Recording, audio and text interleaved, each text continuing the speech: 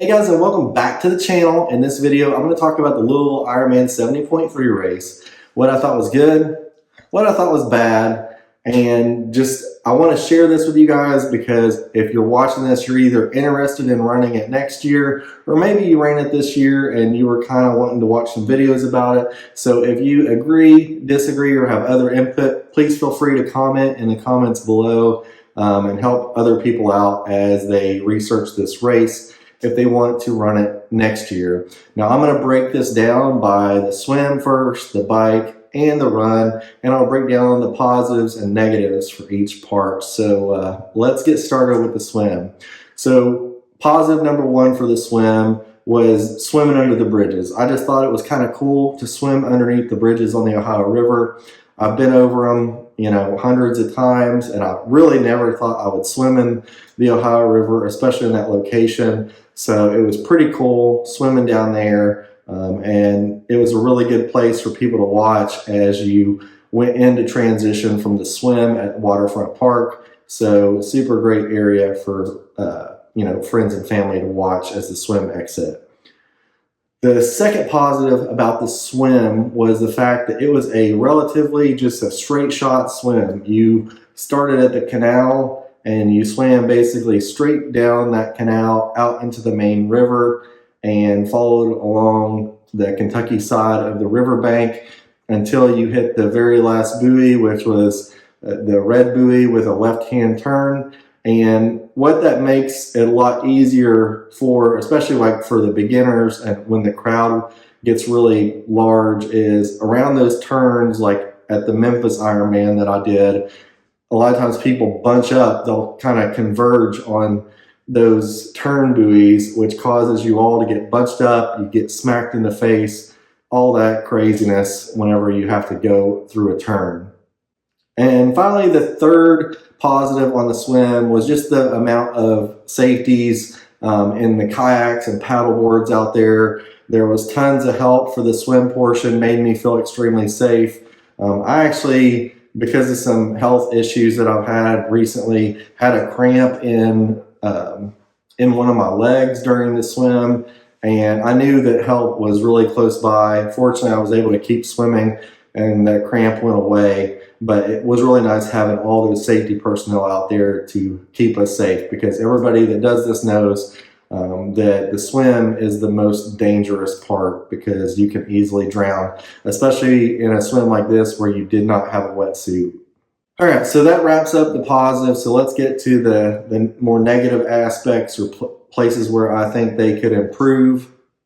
So first of all is the swim start. Before the swim start, they had all the people with the pace cards that they hold up, and you'll look for your card. If you think you're going to finish the swim in 35 minutes, you go to that card. That way that you're kind of co-located with people that swim about the same pace that you do. It keeps you from getting run over, and it just helps with making sure the swim is the best swim that you can have. Well, they were outside of these metal corrals, and then they collapsed down into the corrals before I even think the last people got off the shuttles, because the shuttles came up to an area and you maybe had like a quarter-mile walk to get to where the swim start was. So there were a ton of people that were stuck outside the corrals that were way faster swimmers and should have been up front. Some people tried to push their way through the corrals, and I think a lot of people just realized it was they were just going to have to swim where they were.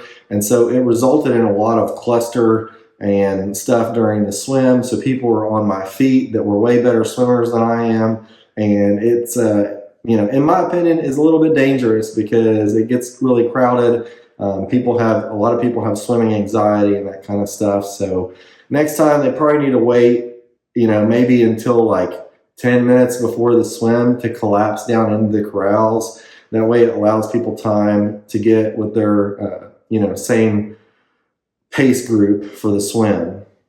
The second negative on the swim was just the water conditions. We dealt with it during the week where we were waiting to see if they were going to do the swim because of the algae and all the toxic algae bloom. They ended up doing the swim, but there were multiple complaints during the swim. A lot of people had like sinus issues, including myself. I think I've been blowing the Ohio River out of my nose for the last 2 days now, and you can just tell the water quality is not great. But I really don't know what they could do really about it, other than have it at a different season where we don't get in this time frame, this time of year when that river really slows down and we don't have a lot of rain.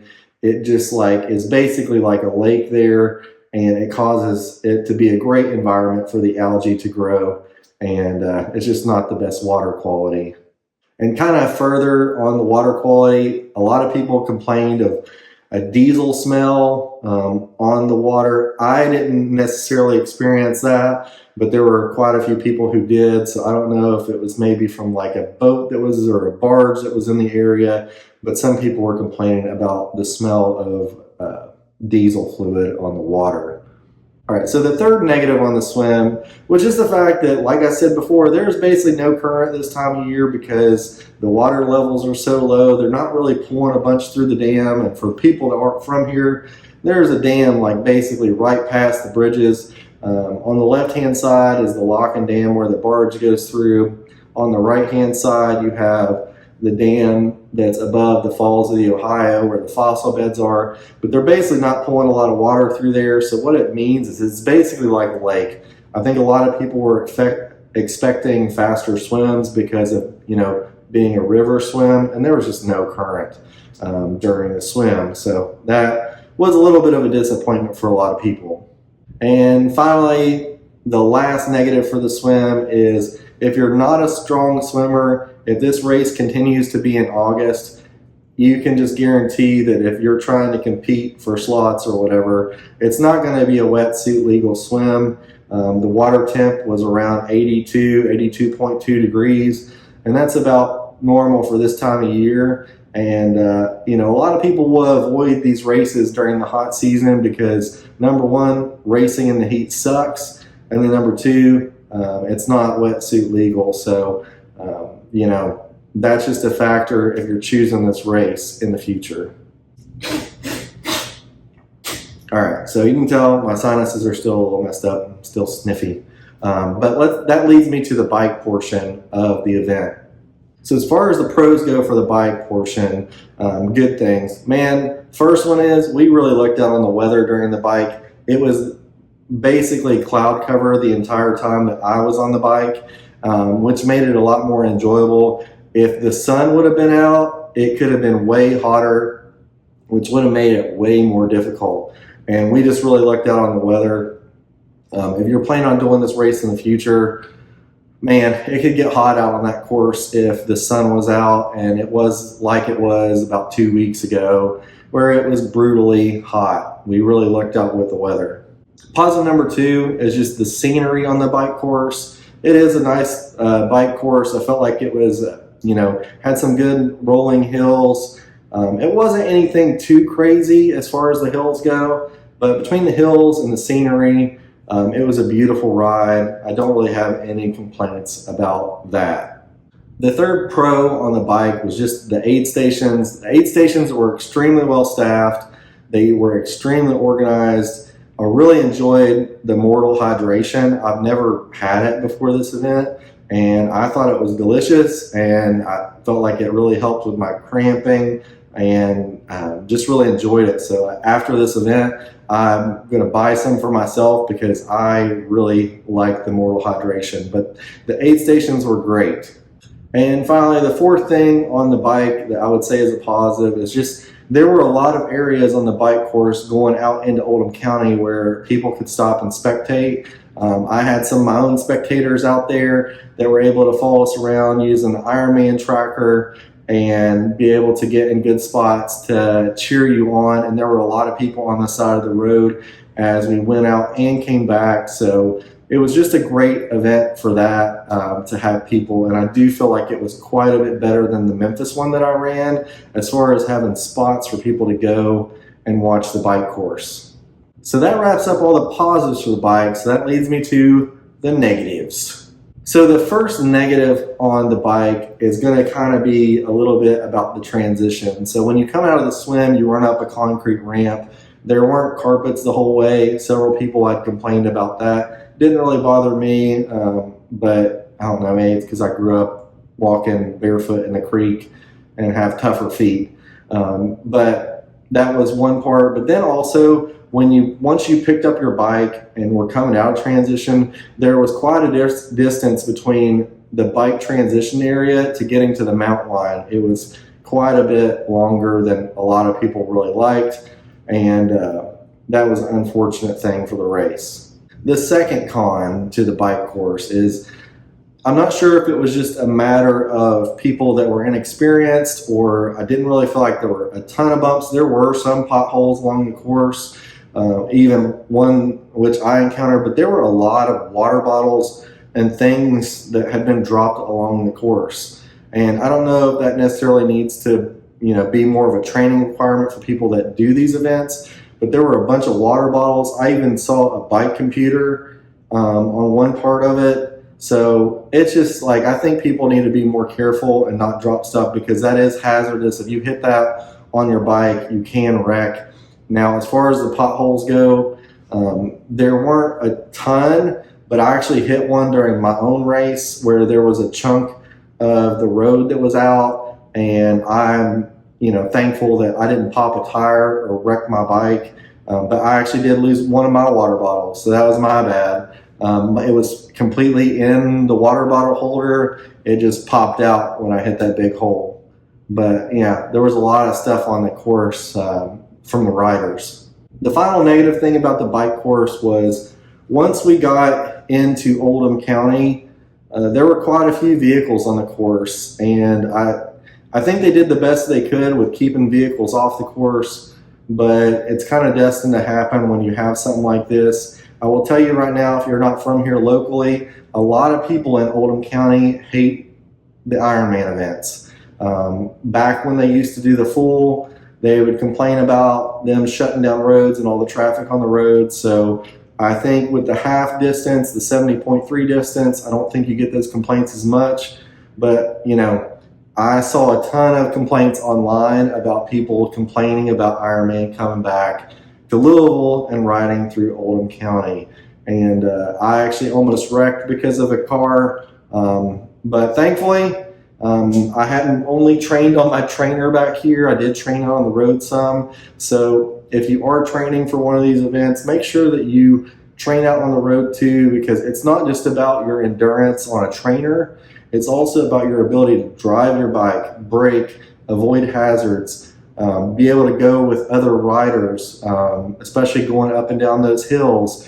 A lot of the bike traffic would bunch up. So just make sure that you're comfortable on your bike doing that stuff just to keep you safe. Unfortunately, I did hear about several really bad accidents. And unfortunately, I think one of which I heard about a rider getting T-boned by a vehicle on the course. And that just is not the way that anybody wants to end their race day. All right, so that wraps up the bike portion. So it brings me to the final and everybody's favorite portion, the run. So as far as the pros, the good things about the run, man, the aid stations once again were great. They were extremely well staffed and organized.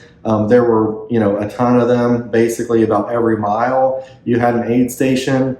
There was, they had them set up correctly. So they had water at the front. They had the mortal hydration, gels, bananas, orange slices, Coke, and most importantly of all, they all had ice. And they were ready to help you throw ice in your hat, throw ice down your tri-suit to help cool you down, because we definitely needed it out there on that course in August. The second positive aspect of the run course was just the amount of fans and spectators out there. There were tons of them. There was a guy on a bike that had like speakers that he had hooked up with lights on them. And there were a lot of great spots along the route through Cherokee Park for people to go and watch you. And that made it super fun as far as the run went, and really gave you that extra boost, because I can tell you right now that I was absolutely beat by the time we started that run, and having the crowd out there really pumps you up whenever you're going to that deep, dark place of running in the heat after doing all this other stuff. So the third positive, at least for me, and I think a few other people, was the fact that this was not a multiple loop course. So for those that have done other events, sometimes you'll have a course where you have to do 2 loops of the same course to get the full distance for the 13.1 miles. And this one was just 1 loop. And mentally, I felt like that's easier on me. And I feel like a lot of other people, agreed with me on that. And the fourth positive for the run course is, the great thing about Cherokee Park is it's a really pretty park. It's really nice. It's kind of got like a curvy road to it going through the hills. It's got, a decent amount of shade in the park, so that helps with the heat and everything, and it makes for an enjoyable run. But that also leads me to start covering the negatives. And the first negative I'll say is that Cherokee Park has a lot of rolling hills.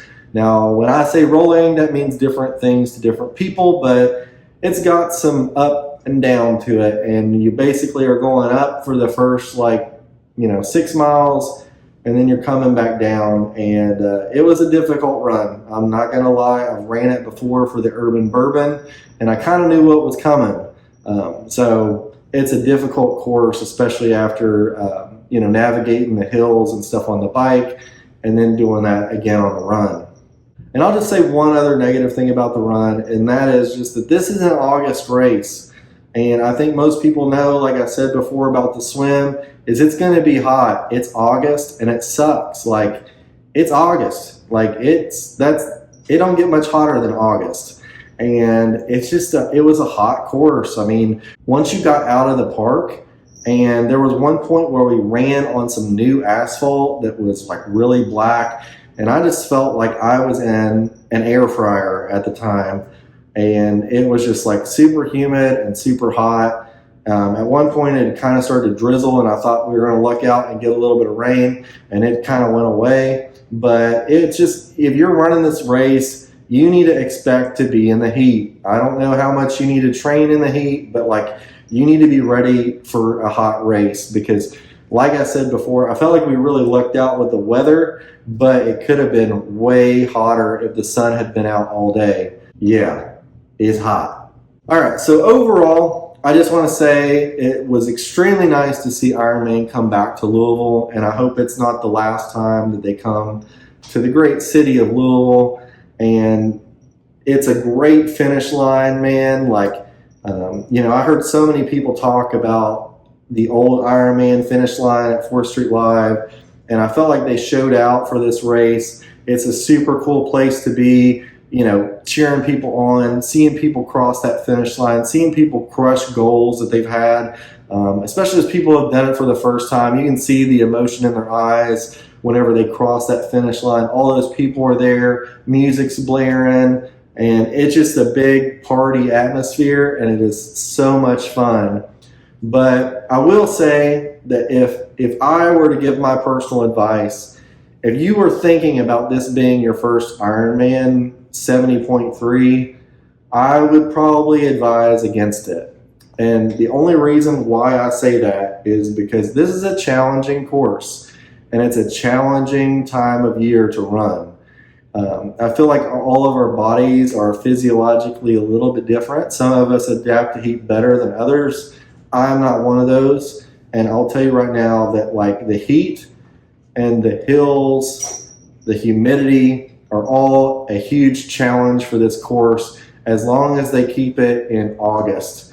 And I just wouldn't really advise it. But if you're just wanting to do it to try to finish it and give it a go, I say don't let anything get in the way of your goals. But ultimately, I would try to choose one in maybe a cooler location, cooler time of year. Possibly, if you're not as strong of a swimmer, to find one where you are pretty sure it's going to be wetsuit legal, and you won't be struggling through all the extreme heat and humidity.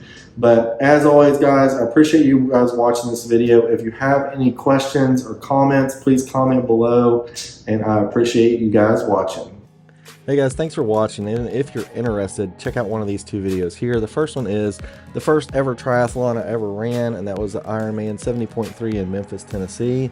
And then if you don't want to watch that one, maybe you want to watch the other one. It's just a recap of my training experience battling a respiratory virus leading up to Ironman 70.3 Louisville.